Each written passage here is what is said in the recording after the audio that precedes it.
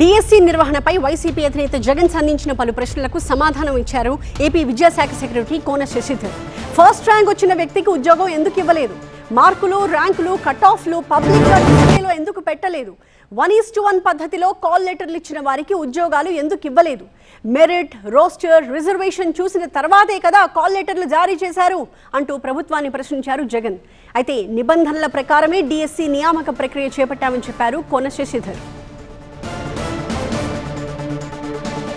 ఒకే పరీక్ష నిర్వహణ వ్యవస్థలో ఉండడం, అదే వ్యక్తి అవే పరీక్షల్లో టాప్ ర్యాంకులు రావడం నిజంగా ఇది అతిపెద్ద స్కామ్కు సాక్ష్యం కాదా అని అడుగుతా ఉన్నా. ఇక్కడ నుంచి ఇంకా ఎంతమందికి లీక్ అయిందో ఇది కనిపిస్తూ ఉంది. కనిపించినవి ఇక్కడ నుంచి ఇంకెంతమందికి లీక్ అయిందో అనేది కనిపించడం, అది ఇంకా లోతుగా పోతే తెలుస్తుంది. ఇదే క్యాండిడేట్కు నిజంగా మెరిట్తో ర్యాంక్ సాధించాడని వీరు భావించి ఉంటే ఈ మనిషికి ఉద్యోగం ఎందుకు ఇవ్వలేదు? ఫస్ట్ ర్యాంకర్ ఒక నవీన్ అనే outsourcing employee SA social Krishna జిల్లాలో ఫస్ట్ ర్యాంక్ వచ్చింది, అలాగే టీజీటీలో 6వ ర్యాంక్ వచ్చింది అన్నారు. ఎస్, రూల్ 26 ప్రకారము చాలా క్లియర్గా if he has not come for certificate verification అతను candidature shall not be considered అనేది చాలా క్లియర్గా ఉంది. దాన్ని ఐఎమ్ రీడింగ్. సెలెక్షన్ చేయలేదు కాబట్టి అతను కోర్టుకు వెళ్ళాడు. కోర్టులో అతను పెట్టిన వాదన అతను కోర్టుకు సబ్మిట్ చేశాడు. We have clearly submitted our reasons to the court. Court ఏమి స్టే ఇవ్వలేదే. ఆన్లైన్ అని పేరు పెట్టి కన్ఫ్యూజన్ క్రియేట్ చేసి ఈ మాదిరిగా లిస్టులలో ఏది కూడా మెరిట్ లిస్టులు లేవు, మార్కులు లేవు, ర్యాంకులు లేవు, కట్ ఆఫ్లు లేవు, రోస్టర్లు లేవు, డిస్ప్లే లేదు. ఇవేవి కూడా కలెక్టర్ల కార్యాలయాలలో లేకుండా ఆన్లైన్ అని చెప్పి తీసుకొచ్చి సెంట్రలైజ్డ్ చేసి పిల్లలకి ఎవరికైనా డౌట్లు వస్తే కలెక్టర్ల కార్యాలయానికి పోతే వాళ్ళు ఏమంటారు, పైకి పోండి మాకు సంబంధం లేదని వీళ్ళు అంటారు. ఆ నుంచి ఖర్చులు పెట్టుకొని అన్నీ కింద మీద పడి వాళ్ళు ఇక్కడికి వచ్చినారనుకో, ఇక్కడికి వస్తే ఇక్కడేమంటారు, మాకు సంబంధం ఉంది కలెక్టర్ కార్యాలయానికి పోండి అంటారు.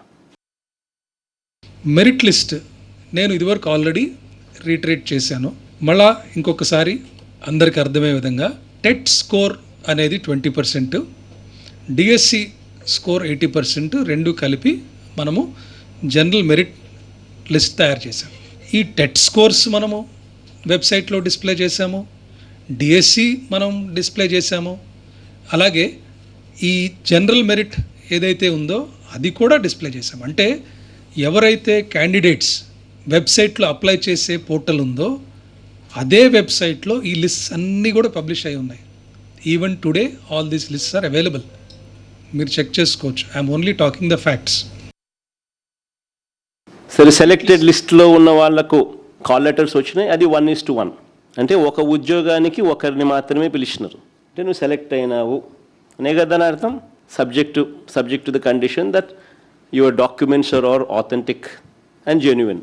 మీ డాక్యుమెంట్లు అన్నీ కూడా జెన్యున్, ఆథెంటిక్ అయితే మీరు సెలెక్ట్ అయినట్టే కదా. 1:1 పద్ధతిలో పిలిచినారంటే దాని అర్థం if the candidates are not found to be genuine / correct and if the candidate fails to produce the certificates required at the time of verification, or if the candidate is absent for verification of certificates, such candidates shall forego the right of selection and the next eligible candidate shall be considered for certificate verification.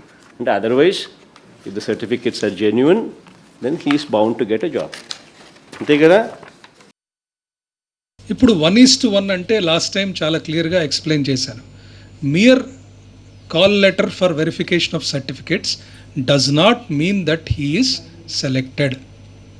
దీనికి ఏకాంబరం గారి case తీసుకొని ఏకాంబరం గారి case క్లియర్గా explain చేశాను.